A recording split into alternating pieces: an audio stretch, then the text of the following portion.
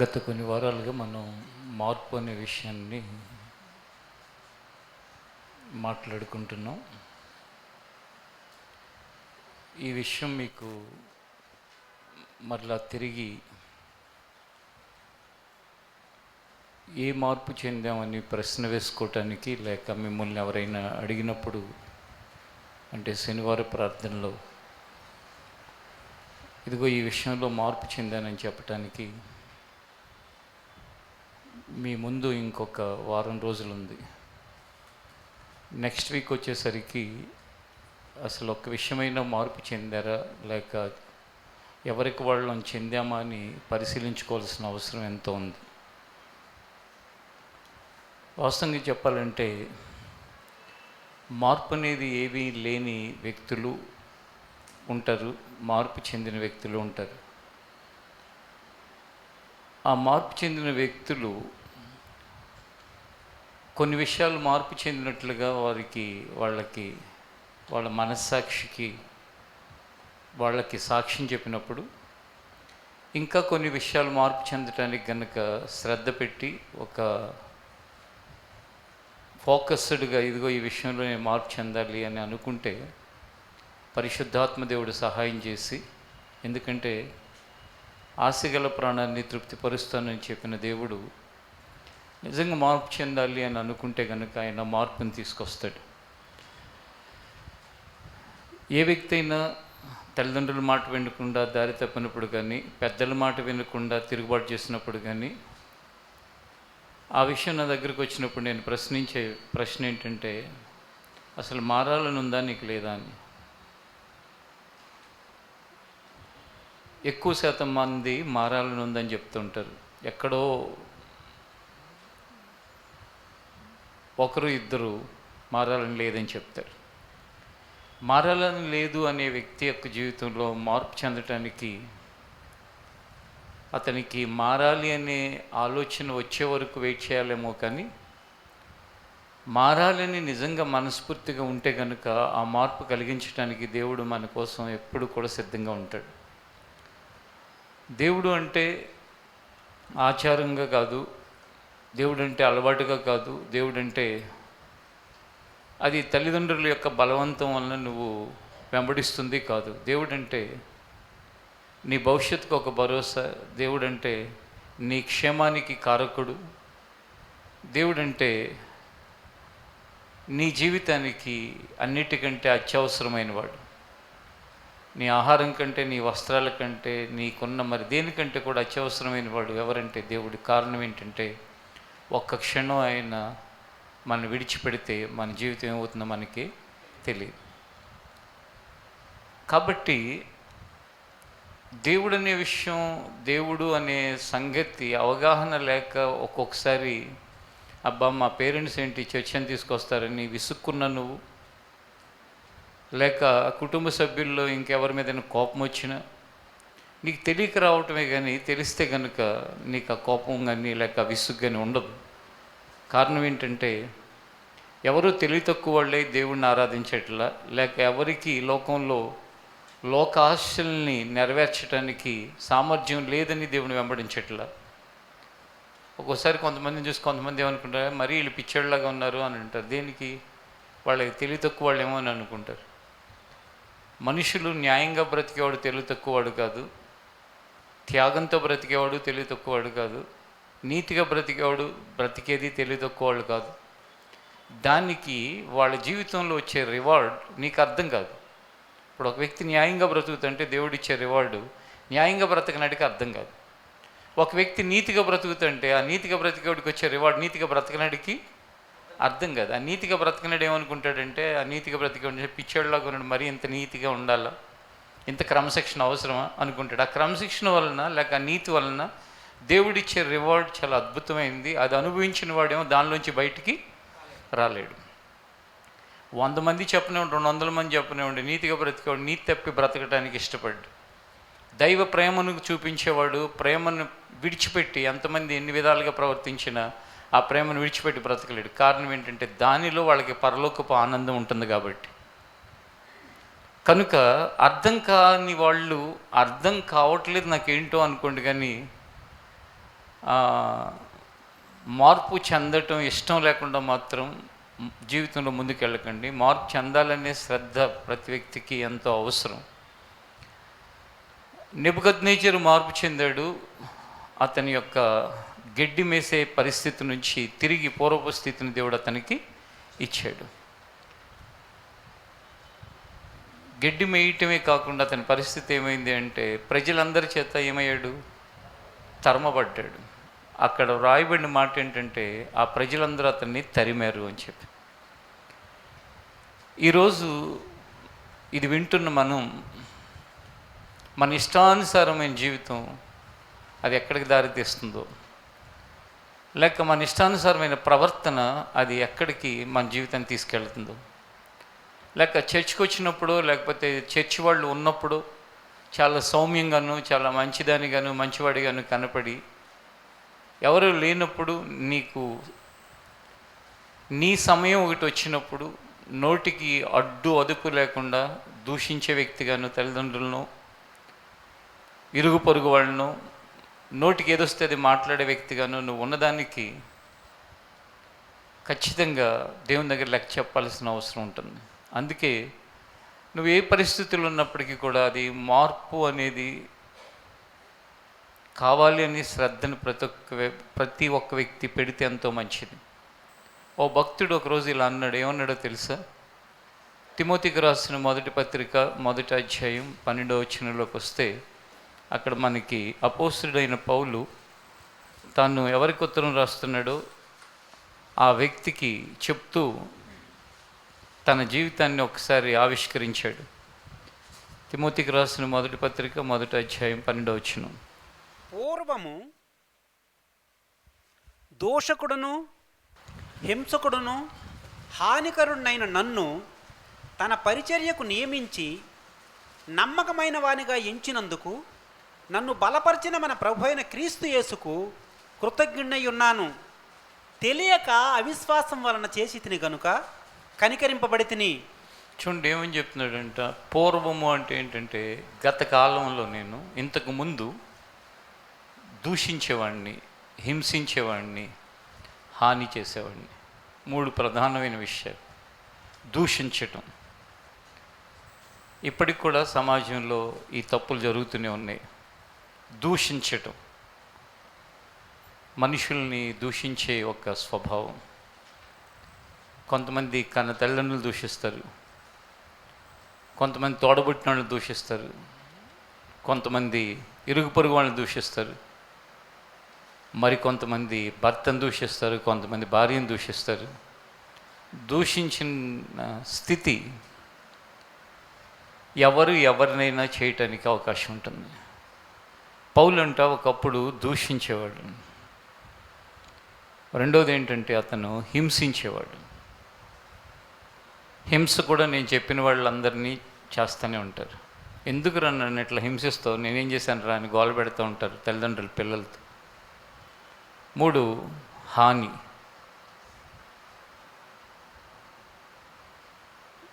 దూషించేవాడు, హింసించేవాడు, హాని చేసేవాడు.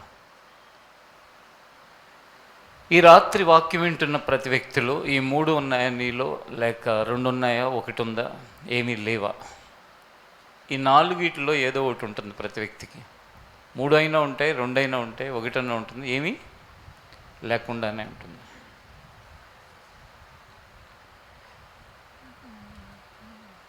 కొంతమంది ఏడుస్తూ ఉంటారు, ఘోరాతి ఘోరమైన తిట్లు తిడుతూ ఉంటాడు మా నాన్న. ఈ మధ్య ఒక అబ్బాయి ఏడుస్తున్నాడు, మా అమ్మని తిడతాడు, నన్ను తిడతాడు, నాకు అసలు చచ్చిపోవాలనిపిస్తుంది. ఘోరమైన తిట్లయ్యి తండ్రి. కొంతమంది ఏమో అవమానాల పాలు అవుతామని చెప్పి బయటికి చెప్పుకోలేక అలా దిగమింగుని బ్రతుకుతూ ఉంటారు. చక్కటి షర్ట్లు వేసుకుంటారు, ప్యాంట్లు వేసుకుంటారు, మంచి డ్రెస్సులు వేసుకుంటారు, ఇక్కడికి చేరుతారు, నలుగురు మధ్యలో చూడటానికి చక్కగా ఉంటారు. చూడటానికంటే ఏంటంటే డిగ్నిటీగా కనపడతారు. కానీ ఇంటర్నల్గా ఇల్లు హింసించేవాడిగా, హింసించేదానిగా, దూషించేదానిగా, హాని చేసేవారిగా. నిజంగా కొంతమంది స్త్రీలు భార్యల స్థానంలో ఉన్న వాళ్ళని 2 చేతులు ఇలా పెట్టి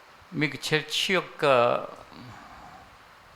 కుటుంబాల్లో ఉన్న పిల్లలు పెద్దల యొక్క వ్యవహారాలన్నీ నేను బయట పెడితే కొంతమంది తల్లిదండ్రులు ఇక్కడ నొప్పి వస్తూ ఉంటుంది.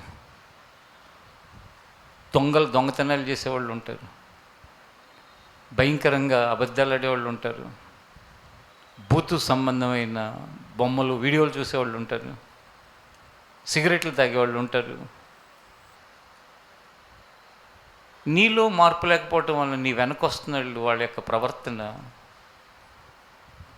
వాళ్ళు ఏం మార్పు లేకుండా ఏం భయం లేకుండా అట్లా బ్రతికేస్తున్నారు. ఇంకా ఉంటాయి, ఈ చెప్పిన ఒక 3-4 చెప్పాను, చాలా ఉంటాయి. ఎప్పుడైనా మరి ఆ విపరీత స్థితిలోకి వెళ్ళిపోయిన తర్వాత ఆ తండ్రిని ఏం చేస్తున్నావా నీ కొడుకు ఇట్లా చేస్తుంటే అన్నాం అనుకోండి, ఏంటన్నా ఇక్కడే ఉంటున్నాడు అన్న, ఆడుకుంటున్నాడు అన్న అంటాడు. అంత కళ్ళు మూసిపోయి బతుకుతూ ఉంటారు. ఇక్కడే ఉంటున్నాడు, ఆడుకుంటున్నాడు, దొంగతనాలు చేస్తున్నాడు. ఇక్కడే అంటున్నాడు అన్న, వాడు సిగరెట్లు తాగుతున్నాడు. తెలీదా? లోకం అంతటికి తెలుస్తుంది, ఇంట్లో ఉన్న తండ్రికి తెలియట్లా, తల్లికి తెలియట్లా. సిగ్గుతో తలదించుకుని పశ్చాత్తాపపడాలి. నా జీవితంలో ఇంత గుడ్డిగా నేను ఎలా బ్రతుకుతున్నాను రా బాబు, నా పిల్లల యొక్క ప్రవర్తన గమనించుకోలేకుండా నేను తిరిగే తిరుగుళ్ళు, నేను మాట్లాడే మాటలు, నేను చేసే పనులు, అసలు నిజంగా నేను తల ఎత్తుకోవటానికి నేను అర్హుడినేనా? ఎప్పుడైనా నువ్వు నీ పిల్లల గురించి పశ్చాత్తాపడి ఒక గంటసే ప్రార్థన చేసావు కన్నీటితో? నీ సుఖాలు, నీ సోకులు, నీ వ్యవహారాలు తప్ప వాళ్ళ బ్రతుకేమవుతుంది అనే శ్రద్ధ లేని ఎంతమంది తల్లులు తండ్రులు ఉన్నారు? ఈ రాత్రి ప్రశ్నించుకోండి.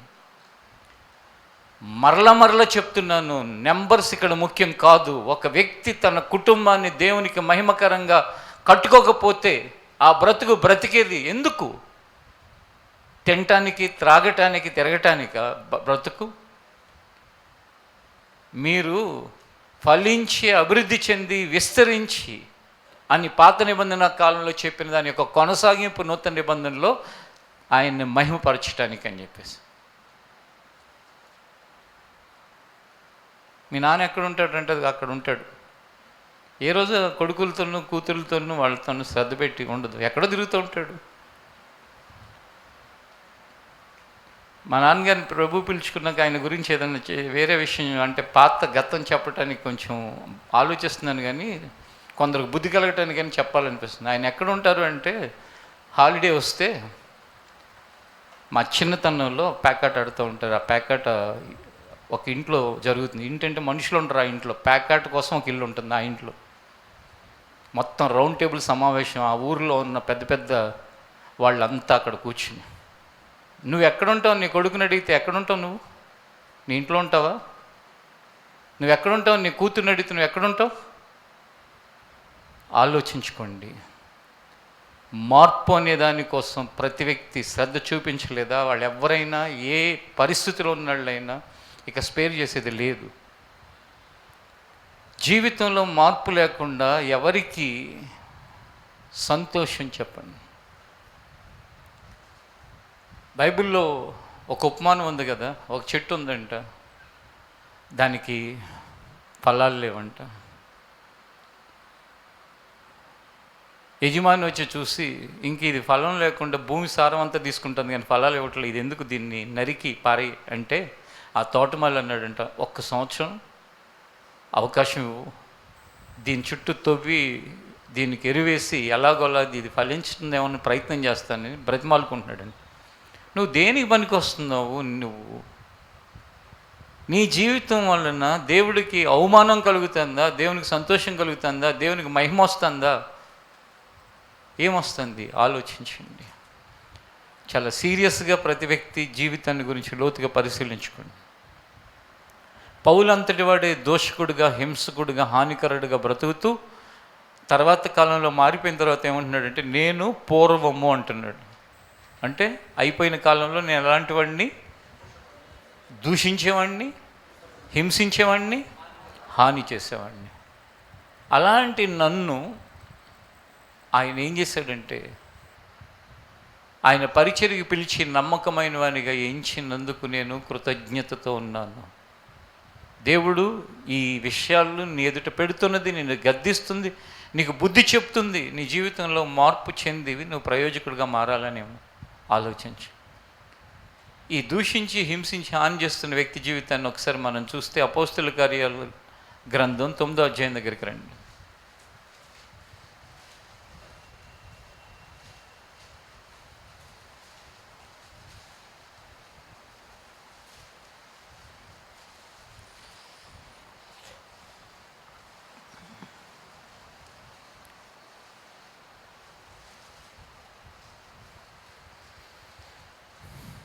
తీశారు కదా, 9వ అధ్యాయం 1వ వచనం నుండి.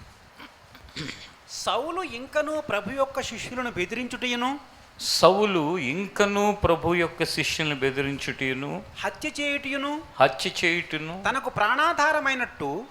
ప్రాణాధారమైనట్లు ప్రధాన యాజకుని యొద్దకు వెళ్ళి ఈ మార్గమందున్న పురుషులనైనను స్త్రీలనైనను కనుగొని ఎడల వారిని బంధించి యెరూషలేమునకు తీసుకుని వచ్చుటకు దమస్కులోని సమాజముల వారికి పత్రికలిమ్మని అడిగను. అతడు ప్రయాణము చేయుచు దమస్కు దగ్గరకు వచ్చినప్పుడు అకస్మాత్తుగా ఆకాశం నుండి ఒక వెలుగు అతని చుట్టూ ప్రకాశించెను. అప్పుడు అతడు నేల మీద పడి సౌలా నీవేళ నన్ను హింసించుచున్నావని తనతో ఒక స్వరము పలుకుట వినెను. ప్రభువా నీవెవడవని అడుగగా ఆయన నేను నీవు హింసించుచున్న యేసును లేచి పట్టణంలోనికి వెళ్ళుము. అక్కడ నీవు ఏమి చేయవలెనో అది నీకు తెలపబడునని చెప్పెను. అతనితో ప్రయాణము చేసిన మనుష్యులు ఆ స్వరము వినిరి గాని ఎవరిని చూడక మౌనులై నిలువబడిరి. సౌలు నేల మీద నుండి లేచి కన్నులు తెరచినను ఏమీయూ చూడలేకపోయాను గనుక వారు అతని చేయి పట్టుకొని దమస్కులోనికి నడిపించిరి. అతడు 3 దినములు చూపు లేక అన్నపానములేమియూ పుచ్చుకొనకుండెను. దమస్కులో అననీయ అను ఒక శిష్యుడుండెను. ప్రభు దర్శనమందు అననీయ అని అతన్ని పిలువగా అతన్ని అతడు ప్రభువా ఇదిగో నేనున్నాను. అందుకు ప్రభువు నీవు లేచి తిన్నదనబడిన వీధికి వెళ్ళి యోధా అనువాని ఇంట తార్సువాడైన సౌలు అనువాని కొరకు విచారించుము. ఇదిగో అతను ప్రార్థన చేయుచున్నాడు. అతడు అననీయ అను ఒక మనుషుడు లోపలికి వచ్చి తాను దృష్టి పొందునట్లు తల మీద చేతులుంచుడు చూచియున్నాడని చెప్పెను. అందుకు అననీయ ప్రభువా ఈ మనుషుడు యెరూషలేములో నీ పరిశుద్ధులకు ఎంతో కీడు చేసి ఉన్నాడని అతని గూర్చి అనేకుల వలన వింటిని. ఇక్కడను నీ నామమును బట్టి ప్రార్థన చేయవారందరినీ బంధించుటకు అతడు ప్రధాన యాజకుల వలన అధికారం పొంది ఉన్నాడని ఉత్తరమిచ్చెను. అందుకు ప్రభువు నీవు వెళ్ళుము అన్ని జనుల ఎదుటను రాజుల ఎదుటను ఇశ్రాయేలు ఎదుటను నా నామమును భరించుటకు ఇతడు నేను ఏర్పరచుకున్న సాధనమై ఉన్నాడు. చూడండి, ఇతను మనుషుల్ని చంపేసేవాడు. కారణం ఏంటంటే యేసుక్రీస్తుని నమ్మకుని ఒక యోధా మత నిష్టలో ఉన్నాడు ఇతను. అంటే పాత నిబంధన గ్రంథ విధానంలో ఉన్నాడు. ఈ యోధా మత నిష్టలో ఉన్న ఇతనికి యేసుప్రభుని నమ్ముకోవటం అంటే ఏంటంటే యోధా మతానికి ద్రోహం చేసినట్టు అనమాట. వీళ్ళందరూ ప్రభువుని నమ్మి వెళుతూ ఉంటే దాన్ని చూడలేక ఆ మార్గంలో వెళ్ళే వాళ్ళందరినీ హింస చేయటం, చంపటం, వాళ్ళని కొట్టడం, ఇలాంటి పనులన్నీ చేస్తూ ఉండేవాడు. కానీ యేసుప్రభు ఎవరు? ఆ యోధా మత విధానంలో నుండి మానవాళి రక్షణ కొరకు తండ్రి అయిన దేవుని వలన పంపబడిన రక్షకుడైన, అంటే యేసుప్రభు వస్తాడని ధర్మశాస్త్రంలో ఉన్నప్పటికీ కూడా ఆనాడు వాళ్ళు ఆయన వచ్చిన దాన్ని నమ్మలేకపోయారు. కొంతమందిని నమ్మి వెంబడిస్తుంటే ఇలాంటి వాళ్ళు, సౌలు లాంటి వాళ్ళు కొంతమంది ఏం చేసేవాళ్ళు అంటే, ఎలా అయినా ఈ మతాన్ని లేక ఈ మార్గాన్ని, ఈ యేసు అనే నామాన్ని భూమి మీద లేకుండా చేద్దామని చెప్పి ఎన్నో ప్రయత్నాలు చేశారు. అలాంటి ప్రయత్నాలు చేసిన వాళ్ళలో సౌలు అనే ఈ వ్యక్తి కూడా ఒకడు. సౌలు అంటే మనందరికీ తెలిసిన పౌలు. అసలు ఆ నామమే లేకుండా చేద్దామని ప్రయత్నించిన అతనిని దేవుడు అద్భుతంగా మార్చి ఏం చేశాడు, ఆయన కొరకు ఒక బ్రతికే ఒక సాధనంగా మార్చాడు. నీ జీవితాన్ని దేవుడు, మార్పు అనేది ఎంత బలమైందంటేనండి, దూషించే వ్యక్తిని, హింసించే వ్యక్తిని, హాని చేసే వ్యక్తిని, కోటాను కోట్ల మందిని ప్రభువులోకి నడిపించే వ్యక్తిగా మార్చాడు. మార్పు అంత శక్తివంతమైంది.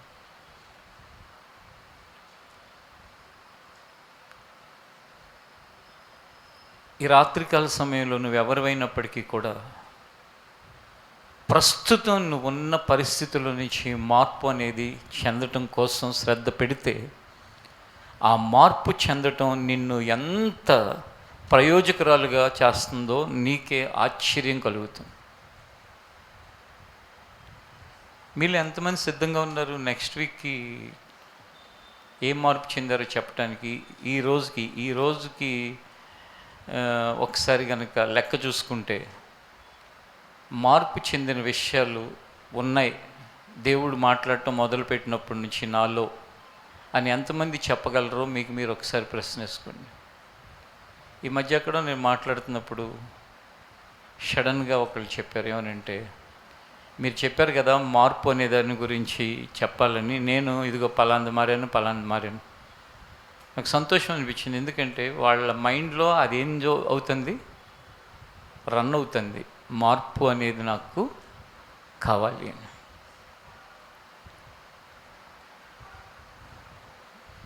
దూషణతో కూడిన మాటల్లో మార్పు వస్తే అదొక మార్పే.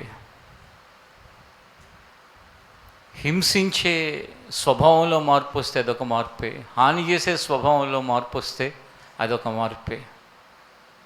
ఖచ్చితంగా ప్రతి దానిలోనూ మార్పు కావాలనేది దేవుని యొక్క ఉద్దేశం. క్రైస్తవ సమాజంలో ఎందుకు అవమానాలు పాలవుతుందని చెప్పండి?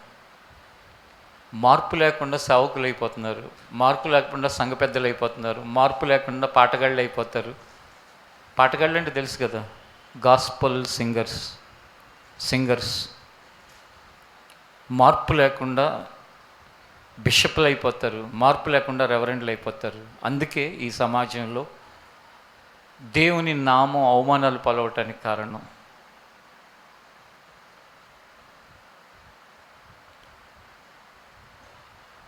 ఈ వారంలో ఒక సంఘటన జరిగింది సమాజంలో. ఒక మార్పు లేకుండా సేవకుడిగా మారిన ఒక దుర్మార్గుడు అందరి ఎదుట దేవుని నామాన్ని అవమానాలు పాలు చేసే వ్యక్తిగా ఇంకా బొక్కాయిస్తూ బ్రతికేస్తున్నాడు. అతన్ని ఇంకా నమ్మేవాళ్ళు కూడా అజ్ఞానులు ఇంకా సమాజంలో ఉన్నారు.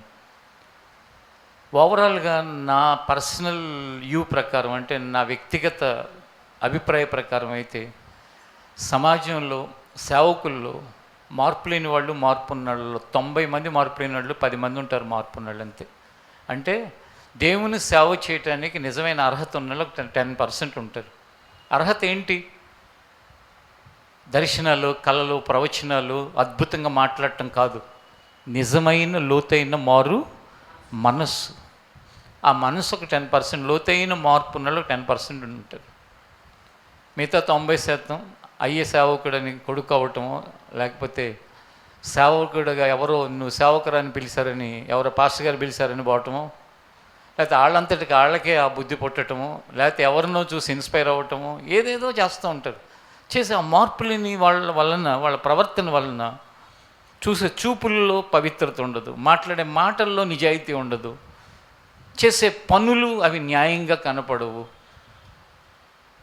ఇంకా సేవ అంటే ఏంటి? దేవుని యొక్క సేవ అంటే సంఘంలో ఒక సాధారణమైన వ్యక్తి, సామాన్యమైన వ్యక్తిలోనే అతని చూపులు పవిత్రమైనవి ఉండాలి, అతని ఆలోచనలు యథార్థమైనవి ఉండాలి, అతని మాటలు స్వచ్ఛమైనవి ఉండాలి, అబద్ధాల కోరులై ఉండకూడదు, వాళ్ళ పనులు నిజాయితీతో కూడుకున్నవి ఉండాలి. సాధారణమైన వ్యక్తి ప్రభు దగ్గరకు వచ్చినవాడే.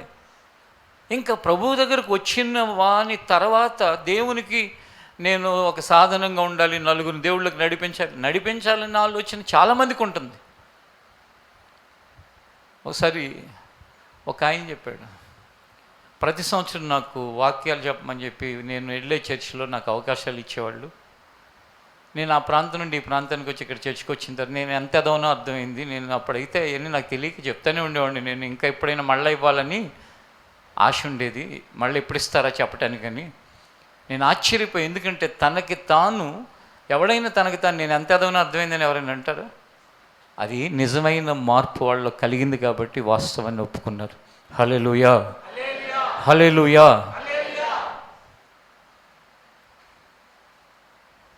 చర్చిని అడ్డు పెట్టుకుని చర్చి యొక్క పేరు ప్రఖ్యాతులు, లేక చర్చి యొక్క ఒక క్రమాన్ని, చర్చి యొక్క యథార్థతను అడ్డు పెట్టుకుని యథార్థవంతులని చర్చి పక్కన దాక్కుని బ్రతకబోకు. ఏదో ఒక రోజు నీ దాగుడు మూతలాటకి ఏదో ఒక రోజు ఏమవుతుందంటే ముగింపు అనేది ఉంటుంది. దాగుడు మూతలాటలని ఉంటాయి, చిన్నప్పుడు ఆడుకుంటూ ఉంటారు. ఎక్కడో దాక్కుని ఎక్కడుందని చెప్పు అని చెప్పేసి కొంతమంది చర్చిని అడ్డు పెట్టుకుని ఆ దాగుడు మూతలు ఆడుతున్నారు. అది మంచి విషయం కాదు. మార్పు చెందటానికి సిద్ధపడండి. ఇప్పుడైనా ఇకనైనా ఏ విషయాల్లో నువ్వు చేంజ్ అవ్వాలో నీ ఎదుట పెట్టుకుని, ప్రభువా నేను దీనిలో మారవలసిన దాన్ని నేను.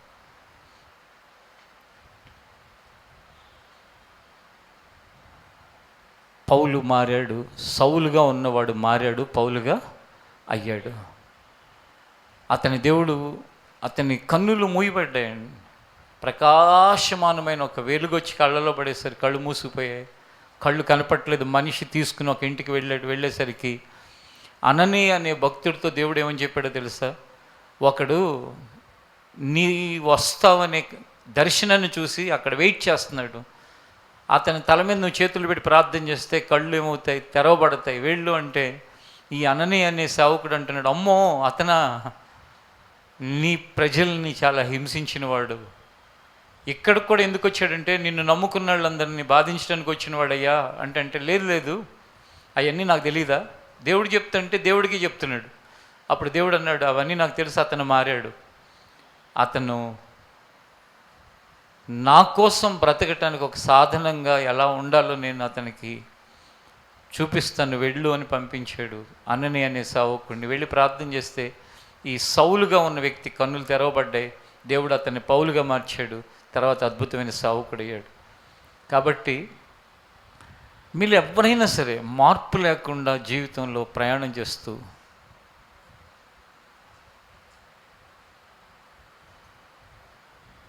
ఉన్నట్లయితే ఈ విషయాలని దేవుడు ధ్యానించడానికి పెట్టిన ఈ కాలంలో అయినా లోతుగా మార్పు చెందటానికి ప్రయత్నం చేయండి. మాకు జీవన మరణ సమస్యలాగా ఉండేదండి మార్పు. నేను మార్పు చెందింది ఎలాగో తెలుసా? ఊరిని అమ్మ నాన్నలు చర్చికి వెళ్తే వాళ్ళ వెనకాల పడి చర్చికి వెళ్ళి బాప్తిసం పొందలే. నేను మార్పు గురించి ప్రసంగం కూడా లేదు మా చర్చిలో. మార్పు అనే సబ్జెక్ట్ ఎప్పుడు ఎవరు చెప్పలే. కానీ మారు మనసు పొందండి అని మాత్రం మామూలుగా ఒక పాయింట్ లాగా చెప్పేవాడు. అంతేకాని మార్పు గురించి ఇంత లోతుగా ఈ మార్పు ఆ మార్పు ఎప్పుడు చెప్పలే. కానీ ఆ రోజుల్లో మారు మనసు పొందటానికి జీవన్ మరణ సమస్య అంటే ఏంటో తెలుసా? మారు మనసు అనేది రాకపోతే చచ్చిపోయినా పర్వాలేదు, నేను తినను, ఉపవాసం ఉంటాను, ఈ రోజు నా హృదయాన్ని దేవుడు తాకలేదా, ఇంకొక రోజు ఉంటాను, కానీ నాలో ఒక మార్పు రావాలి. కఠినమైన హృదయం, ఈ మొండి హృదయం, బండలాంటి హృదయం బద్దలవ్వాలి. ఈ రోజుల్లో ఎంతమంది పిల్లలకి అలా లోతుగా నాలో మార్పు రావాలని ఆ శ్రద్ధ ఉంది. అది అంత తీవ్రమైన విషయంలాగా ఎంతమంది ఎంచుతున్నారు? ఆడపిల్లలని మగపిల్లని మీరు ఆలోచించుకోండి. ఇప్పుడు దేనికి తీవ్రమైన శ్రద్ధ తెలుసా? నాకు స్మార్ట్ ఫోన్ కొనిస్తావా చేస్తావా, నేను అన్నం తిన్ను నువ్వు కొనిచ్చే వరకు అని చెప్పేసి. దాంతో ఏమొస్తుంది? నీ బ్రతుకు నాశనానికి అది నడిపించడానికి అది నీ చేతుల్లో ఒక ప్రపంచంగా ఉంటుంది అంతే. అంటే చదువుల కోసం ఉద్యోగాల్లో అవసరం ఉంటే అది వేరే విషయం, కానీ నేను తినను, నాకు ఇప్పుడు కొంటావా చస్తావా, నాకు కొని ఇవ్వాల్సిందే. నీవు మారు మనసు పొందడానికి అంత శ్రద్ధ ఉందా? నాకు దేవుడు లోతైన మార్పు కలుగజేయాలి, నేను పశ్చాత్తాపడి ప్రార్థన చేసుకోవాలి, కన్నీరు విడవాలి దేవుని సన్నిధిలో. మీలో కొంతమందికి హాలిడేస్ ఉన్న ఈ టైంలో అయినా శ్రద్ధ పెట్టండి. శనివారం కానీ ఆదివారం కానీ యవనస్తుల మీటింగ్లో కానీ ఏదో ఒక రోజు దేవుడు నన్ను తాకాలి, నాలో లోతుగా మార్పు కలుగజేయాలి, నాలో ఉన్న బలహీనతల మీద నాకు జయం రావాలని శ్రద్ధ పెట్టండి. పెడితే నీ జీవితానికి ఒక ప్రయోజనకరమైన దారి దొరుకుతుంది. ఎవరికి ఎంత బాధ కలిగినా ఒక విషయం అయితే వాస్తవం, అదేంటంటే 99% సందర్భాల్లో తల్లిదండ్రుల ప్రవర్తన వల్లనే పిల్లల యొక్క ప్రవర్తన దారి తప్పి ఎవరి చేతులకి అలిమి కాకుండా అంటే ఎవరు చెప్పినా ఇక వినకుండా, ఎవరు సరి చేద్దామని చూసినా సరే వాళ్ళు సరి కాకుండా తయారవడానికి కారణం తల్లిదండ్రులు. మొన్న ఒక అబ్బాయిని అడిగాను, నీకు ఒకసారి చెప్పాను కదా బండి వేసుకెళ్ళొద్దు లైసెన్స్ లేకుండా అని మళ్ళీ ఎందుకు వేసుకెళ్ళామంటే ఏం చెప్పాడు తెలుసా? మా మామయ్య ఇంటికి వచ్చాడు, బిర్యానీ తెమ్మన్నారు ఇంట్లో వాళ్ళు, వేసుకుని వెళ్ళాను అంటే వాడు బండి వేసుకెళ్ళేది వాళ్ళ అమ్మకి తెలుసు, వాళ్ళ మేనమామకి తెలుసు, ఇక్కడే కదా అంట. అంటే ఆ లైసెన్స్ లేనివాడు ఇక్కడిక్కడ తిరగొచ్చని ఏమైనా రూల్ ఉందా మీకు? ఎవరికైనా తెలిస్తే చెప్పండి, నాకైతే తెలియదు. లైసెన్స్ లేనివాడు బండి పట్టుకోవటం అది నేరం అని అయితే నాకు తెలుసు. చర్చ్లో కూడా మనం దాన్ని ఎందుకు చెప్పుకున్నాం అంటే ఎవరి కాళ్ళు ఎరగొడతారో, ఎవరి చేతులు ఎరగొడతారో, ఎవరి బ్రెయిన్కి డ్యామేజ్ చేస్తారో. మన చర్చిలో ఒక అబ్బాయి ఉన్నాడు, ఎంత యాక్టివ్గా ఉంటాడంటే చిన్నప్పటి నుంచి చాలా షార్ప్ యాక్టివ్. అలాంటి వాడిని 20 ఏళ్ళప్పుడు ఎప్పుడో ఒక దరిద్రుడు బండేసుకెళ్ళి లైసెన్స్ లేకుండా గుద్దాడు. ఇప్పుడు కూడా ఎప్పుడైనా ఆ కాలు నొప్పి వచ్చి చాలా బాధపడతాడు. ఆ యాక్టివ్గా ఉన్నవాడిని ఇన్యాక్టివ్గా చేసినాడు ఎవడు? ఆ దరిద్రుడు. ఏ దరిద్రుడు? ఆ లైసెన్స్ లేకుండా బండ్లు వేసుకుపోయి గుద్దినాడు. లైసెన్స్ ఉన్న వాళ్ళందరూ గుద్దరా అంటే అది వేరే విషయం. కాబట్టి తల్లిదండ్రులు ఎంత దారుణం అంటే చర్చికి వస్తే మాత్రం శ్రద్ధగా కూర్చుని విన్నట్టుగానే కనపడతారు, కానీ తీరా ప్రాక్టికాలిటీలోకి వచ్చేసరికి అన్న చెప్తారులే కానీ ఇక్కడికేగా అక్కడికేగా అని చెప్పేసి. దేవుడు కూడా ఒరే నువ్వు ఈ చిన్న మాట ఏం లేదు నరకమేరా నీకంటే ఏం చేస్తాను నువ్వు చెప్పు.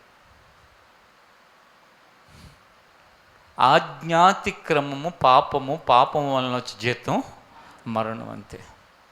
చర్చిలో కొంతమంది ఉన్నారు, నిజంగా వాళ్ళని చాలా మెచ్చుకోవాలి. ఎందుకో తెలుసు, వాళ్ళ పిల్లల్ని 18 years వచ్చే వరకు బండి ముట్టుకోవటానికి కూడా అంటే బయటికి తీయటానికి కూడా అవకాశం ఇవ్వకుండా పెంచి పెద్ద చేశారు. వాళ్ళు 18 ఏళ్ళు వచ్చిన తర్వాత వాళ్ళకి లైసెన్స్లు ఇప్పించి. ఏం కొంపలు మునిగిపోతే ఈడు బిర్యానీ తినకపోతే ఇక్కడ ఎవడన్నా చచ్చిపోయేవాడు ఎవడన్నా ఉన్నాడా? తేకపోతే ఈ బండేసుకుపోయి, లేకపోతే ఈ బండేసుకుపోయి ఇంకేదో చేయకపోతే మొత్తం లోకం అంతా ఆగిపోతుందా, స్ట్రక్ అయిపోతుందా? చర్చలు కదా, కానీ ఇంకొంతమంది పనికి మాలిన దౌర్భాగ్యులు ఉంటారు. 9 ఏళ్ళని 10 ఏళ్ళని ముందు కూర్చోబెట్టాడు, వెనకాల కూర్చుంటాడు వాళ్ళ బాబు. ఏంటంటే అదొక ఆనందం, మా అబ్బాయి 9 ఏళ్ళకే బండి నడిపేశాడు అని చెప్పేసి. ఏం చేస్తాం అది? వాళ్ళనేమో మనం ఏం చెప్పలేం, కానీ కనీసం దేవుడిని నమ్మిన మనమైనా, మీకు పోయినసారి కూడా ఒకసారి చెప్పాను, దగ్గరే ఉన్నా సరే రాంగ్ యూటర్న్ నేను ఎట్టి పరిస్థితులు ఒప్పుకోను. నేను వెళ్ళేటప్పుడు నాతో ఉన్న వాళ్ళకు కూడా నేను ఎప్పుడు చెప్తాను, నేను ఉన్నప్పుడే కదా, లేనప్పుడు కూడా ఇప్పుడు అలాంటి పనులు చేయబాకండి. ఈ చిన్న ఒక్క 2 నిమిషాల కోసం నువ్వు ఆ పని చేసి ఆజ్ఞను అతిక్రమించి, ఈ ఆజ్ఞ అతిక్రమం వలన నీకేదైనా నష్టం జరిగితే నువ్వు భరించగలవా? దేవుడు అన్నీ చూస్తాడండి. ఏం చూస్తాడు? ఈడిక్కడే కానీ దారి తప్పుతున్నాడా, లేకపోతే ఇదే కానీ ఇష్టం వచ్చినట్టు ప్రవర్తిస్తున్నాడా, ఇది చిన్నదే కానీ వాక్యానికి విరుద్ధంగా వెళ్తున్నాడు, ఇవన్నీ చూస్తాడు. లేక క్రమశిక్షణగా ఉంటున్నాడా? క్రమశిక్షణగా ఉన్నవాడికి క్రమశిక్షణతో కూడిన దీవెనలు ఆశీర్వాదాలు వస్తాయి. క్రమశిక్షణ లేని వాడికి ఒక అద్భుతమైన ఉదాహరణ చెప్పిన, ఒక్క పూట ఒక్క కూర తిని ఎంత దరిద్రుడైపోయాడో మీ అందరికీ తెలుసు కదా. ఎవరు ఏసావు. ఎన్ని రోజులు తిన్నాడు? ఒక్క పూట. ఎంతసేపు తింటారు కూర? ఒక 10 నిమిషాలు, ఒక 20 నిమిషాలు, ఒక అరగంట. యాకోబుని మీరు ఆలోచించుకోండి. ఇశ్రాయేల్ అందరికీ మూల పురుషుడు కదా, ఆ స్థానంలో ఎవరు ఉండాలండి? ఏశావు ఉండాలి. కానీ ఏం చేశాడు? ఒక్క పూట కూటి కోసం అన్నీ వదిలేసుకున్నాడు జీవితంలో. మన జీవితం కూడా అంతే. వాళ్ళు చేయలేదా, వీళ్ళు చేయలేదా? కొంతమంది దరిద్ర పనులని చేసేదేను, వాళ్ళు బండి నడుపుతున్నారు, వీళ్ళు బండి నడుపుతున్నారు, వాళ్ళు నడుపుతున్నారు. ఆడికి ఏషవులాగా అవుతాడు, నువ్వు కూడా అవుతావు. ఇక్కడ అత్యంత సూటిగాను స్పష్టంగాను కఠినంగా చెప్పేది ఏంటంటే, ఏసావు లాంటి వాళ్ళుగా అవ్వకూడదు అని, కయ్యూను వంటి వాళ్ళగా అవ్వకూడదు అని. కయ్యూను వంటి భ్రష్టుడు, ఏశావు వంటి భ్రష్టుడు, యోధా లాంటి దొంగ,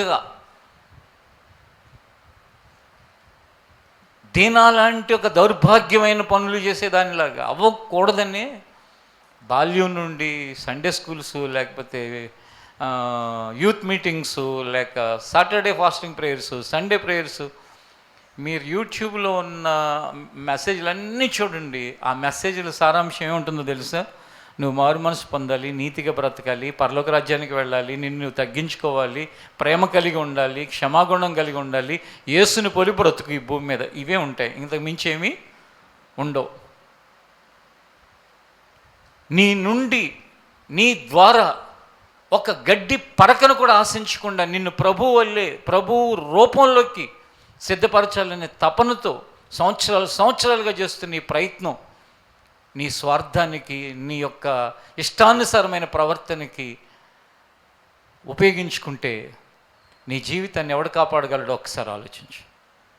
ఈ రాత్రి ప్రతి వ్యక్తి లోతుగా పరిశీలించుకోండి. నేను మారాల్సిన అంశం ఏంటి?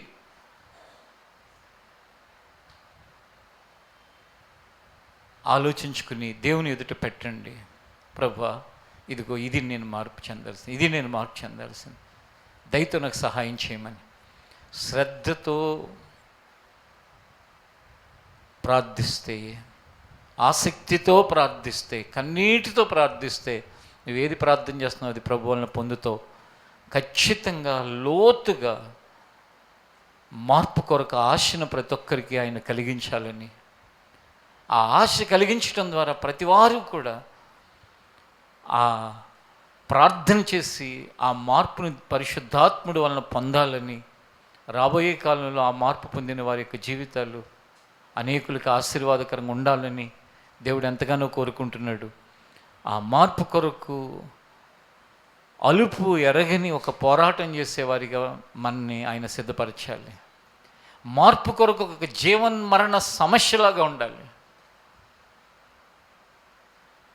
మిమ్మల్ని ఈ మార్పు చెందాలి ఇలా ఇలా ఇలా చెప్తుంటాను కదా.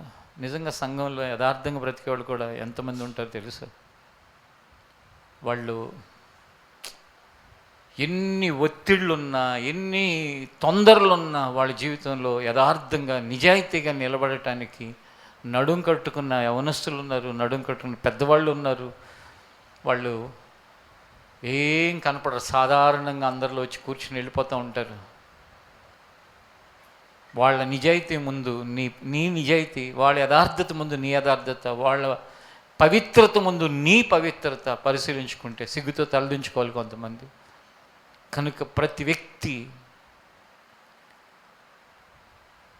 ఎలా అయినా ప్రభు ఈ దినాలలో నాలో ఏ విషయాలు నా ఎదురు పెడుతున్నా వాటిలో నాకు మార్పు కావాలని అడుగుదాం. అటు భాగ్యాన్ని ప్రభు మనకు దయచేయనుగాక.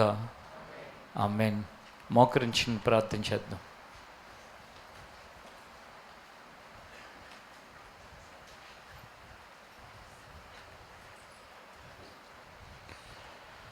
ప్రతి ఒక్కరూ కూడా ఆసక్తితో ప్రార్థన చేసే వ్యక్తులుగా ఈ సమయంలో కనపడాలి దేవునికి.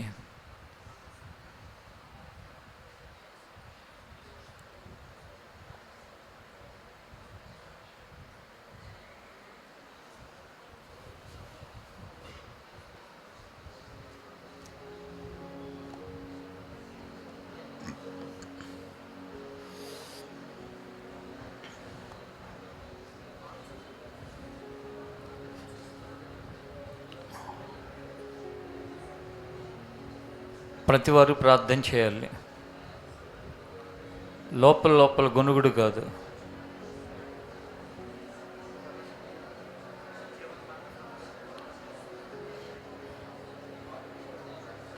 నీలో ఏ మార్పు నువ్వు ఆశిస్తున్నావో దేవుడి యొక్క సహాయముతో దేవుణ్ణి అడుగు.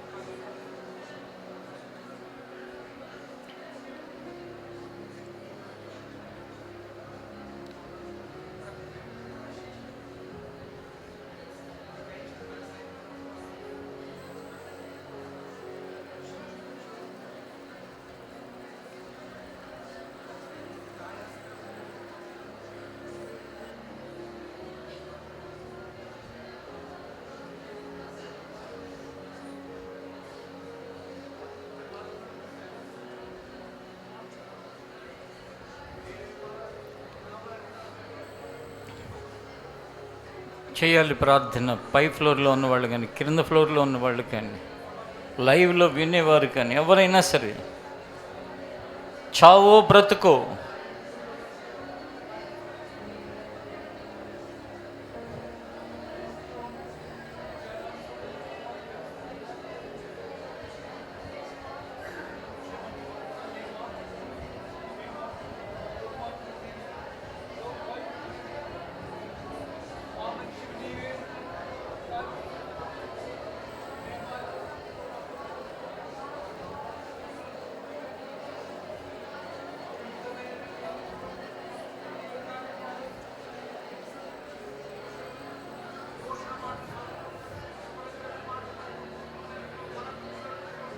ప్రభువా మార్పు కలగవలసినదే. నాకు మార్పు లేకుండా నేను ఉండలేను ప్రభువా. వీరిలో మార్పు కలగకుండా నేను ఈ బోధలు చేయను ప్రభువా. ఎందుకు చేయాలి మార్పు లేకుండా?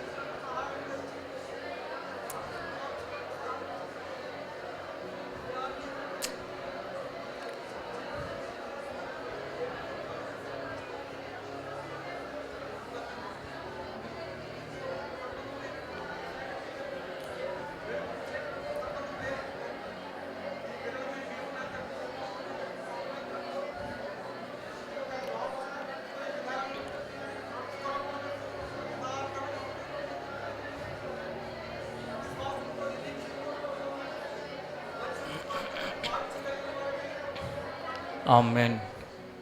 పరిశుద్ధుడైన తండ్రి, జీవాధిపతి, స్తోత్రం నాయనా. పూర్వము అయిపోయిన కాలంలో నేను ఇంతకుముందు బ్రతుకంతా నాది దూషించే బ్రతుకు, హింసించే బ్రతుకు, హాని చేసే బ్రతుకు. అలా బ్రతికిన నన్ను దేవుడు పిలిచి మార్పు కలిగించి నమ్మకమైన వాడిగా ఎంచి, ఇదిగో ఈ పని చేయటానికి నన్ను నిర్ణయించాడని సౌలుగా ఉన్న వ్యక్తి పౌలుగా మారిన తర్వాత చెప్తున్నాడు నాయన. ఇక్కడ ఉన్న వారిలో అనేకుల జీవితాలలో ఆ మాట చెప్పడానికి ఒకానొక రోజు ప్రభువా తగిన వారిగా తీర్చిదిద్దయ్యా. ఈరోజు దూషించేవాడు కావచ్చు, హింసించేవాడు కావచ్చు, హాని చేసేవాడు కావచ్చు, భయానకమైన దొంగ కావచ్చు, అబద్ధికుడు కావచ్చు, అక్రమ సంబంధాల్లో బ్రతుకుతున్నవాడు కావచ్చు, నరహంతకుడు కావచ్చు. ఇదిగో ఒకరోజు నేను అలాగున బ్రతికాను, కానీ ప్రభువు నన్ను మార్చాడు. ఇదిగో ఈరోజు నేను ఇది అని చెప్పుటకు తగిన వారిగా మీరు సిద్ధపరుచున్నాయన. నిజంగా ఎన్నో లోపాలు పెద్దల్లో కనపడుతున్నాయి ప్రభు, అది నగ్న సత్యం. పిల్లలు మార్పు కొరకు కోరుకుంటున్నారు, కానీ వారు మార్పు చెందటానికి తగిన విధంగా పెద్దలు ప్రవర్తించని వారు ఉన్నారు నాయన. కనికరించు తండ్రి, పెద్దలలో లోతైన మార్పు కలుగుచి, చిన్నల్లో మార్పు కలుగుచి, ఎలాగునైనా నీ ఎదుట నిలబడటానికి అర్హత కలవారిగా ఉంచున్నాయన. ఈ భూమి మీద నీకు మహిమ తెచ్చేవారిగా ఉంచున్నాయన. ఈ లోకంలో ప్రభు నీ నామానికి దూషణ కలిగించే వ్యక్తులుగా ఉండకూడదు నాయన. కాబట్టి కార్యం చేయి తండ్రి. కాబట్టి ప్రభు ఒక తపన దయచేయి ప్రభు. ఇదిగో మార్పు లేకుండా నా బ్రతుకు ముందుకు సాగటానికి వీలు లేదని ఒక రోషం కలిగిన పోరాటం నీ ఎదుటి చేయటానికి కృప చూపునైనా. నువ్వు ఆశీర్వదించితేనే కానీ నేను విడువనని యాకోబు పోరాడాడు. నాకు మార్పును కలిగిస్తేనే కానీ నిన్ను విడవను ప్రభువా అని నిన్ను వేడుకుని వారిగా పోరాడు వారిగా చేయి తండ్రి. తద్వారా ఈ శనివారం ప్రార్థనలో అనేక వారాలుగా మాట్లాడుకుంటూ ధ్యానిస్తూ నీ యొక్క ఆత్మ ద్వారా మేము వివరణ పొందుతున్న మార్పు కొరకు సిద్ధపరచండి. నిశ్చయముగా అనేకుల హృదయాలలో ఒక కార్యం చేయి తండ్రి. నీ ఆత్మ ద్వారా ప్రతి వారిని తాకునైనా ప్రభా. బలమైననైనా నీ ప్రసన్నతను అనుగ్రహించు తండ్రి. దుష్టుడి కార్యములన్నింటినీ కొట్టివేయండి ఆయన. ఆనాడు సౌలు వెళుతుండగా దిగిన బలమైన ఆత్మ కార్యము, వెలుగు, ప్రభావము ఈ దినాలలో ఎవరెవరి జీవితంలో మార్పు అవసరమైందో ఆ ప్రభావాన్ని పంపునైనా ఆత్మకార్యాన్ని జరిగించు తండ్రి. సౌలా సౌలా నువ్వు నన్ను ఎలా హింసిస్తున్నావు అని ప్రశ్నించిన ప్రశ్న ఈ దినాల్లో మార్పు లేకుండా బ్రతుకుతున్న ప్రతి ఒక్కరికి మీరు వేయమని వేడుకుంటున్నాను తండ్రి. తద్వారా మార్పులోనికి నడిపించమని నిశ్చయముగా ఈ విషయాలు మేము ధ్యానించుకుంటూ వెళుతూ ఈ 2026లో ఎన్నో విషయాల్లో ప్రతి ఒక్కరిలో మార్పు కనిపించేటట్లు కార్యం చేయమని యేసు నామములో అడుగుచున్నాం తండ్రి. ఆమేన్. ఈ ప్రార్థన ముగింపులో మీ అందరికీ నా వందనాలు. చిన్నపిల్లల బీబీఎస్ రేపు సోమ, మంగళ, బుధవారాలు జరుగుతాయి. దాని డీటెయిల్స్ రేపు సండే సర్వీసులో అనౌన్స్ చేయబడతాయి. కాబట్టి పిల్లలు ఉన్నవాళ్ళు రేపు సండే సర్వీసులో ఆ అనౌన్స్మెంట్ని విని దాని ప్రకారం ఫాలో అవ్వాల్సిందిగా మనవి చేస్తున్నాను. ఇది గమనించండి. ఈ శనివారం ప్రార్థన ఇంతటితో ముగించబడింది.